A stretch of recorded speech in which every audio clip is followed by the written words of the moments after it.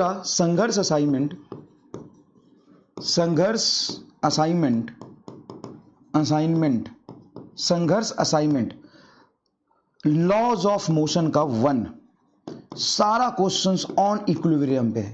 मतलब इक्विलिब्रियम पे जितने भी सवाल हो सकते थे, जितने भी सवाल दुनिया में हो सकते थे, चाहे वो जेई के हो, जेई मेंस के हो, एडवांस के हो, अलग अलग कोचिंग इंस्टीट्यूट के rankers, star batch, topper batch का जो सवाल हो, वो सबका कलेक्शन मैंने बना के दे दिया है। इसमें आप 30 से 40% कर पाए, कर लिया 30 से 40% कर लिया। समझो टॉप 50 में, मतलब टॉप 500 में तुम्हारा जितना प्रिपरेशन होना चाहिए उतना हो गया।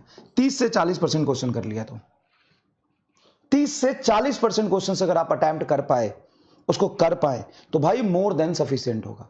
बाकी बहुत सारे ऐसे बच्चे होंगे, मैं सबके भावनाओं का कद्र करता हूं, बहुत सारे ऐसे बच्चे होंगे जो ये सोच रहे होंगे कि सर हमें तो बस किसी तरीके से 40 क्वेश्चन करना है, हमें तो 40 क्वेश्चन हमारे आ जाने चाहिए, क्या करना है बताओ। तो नहीं करना इसको, तो तुम क्लास करो, डीपीपी करो, बस क्लास करो, डीपीपी करो, फोमो में मत आओ। पता है क्या होगा? 30 चैप्टर है। अगर बहुत सारे बच्चे जो ये गोल कर रहे हैं, बेटा सही तरीके से गाइड कर रहा हूं, देख समझ ध्यान से, तू एक काम करना, तू पढ़ रहा है, नीट के पिछले 20 साल के पेपर उठा के देखना कैसे सवाल आते हैं। अगर तुम ज्यादा ही समय खराब ऐसे क्वेश्चंस में कर दोगे जिसको समझना मुश्किल है, जो 4 से 5 मिनट ले लेगा सॉल्व करने में घर पे, तो एग्जाम में तो 2 मिनट ज्यादा ही लेगा, 30 सेकंड ज्यादा ही लेगा एग्जाम में।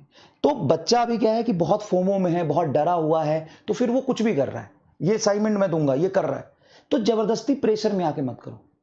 अगर तुमको एग्जाम में चाहे नीट 2025 या उससे भी टफ पेपर आ जाए, अगर 2025 और उससे टफ पेपर आता है, तो आपको 40 क्वेश्चंस किए हुए आने चाहिए। 40 क्वेश्चंस जैसे कंसेप्ट है, जो सारी चीजें हैं वो पढ़ा हुआ होना चाहिए। उसमें 35, 36, 40 कर लो, आपके लिए सफिशिएंट है। उसके लिए क्लास नोट्स, डीपीपी, मॉड्यूल, कुछ भी कर लो, क्लास नोट्स डीपीपी कर लो, या क्लास नोट्स मॉड्यूल कर लो, या मिस्टर फिजिक्स कर लो।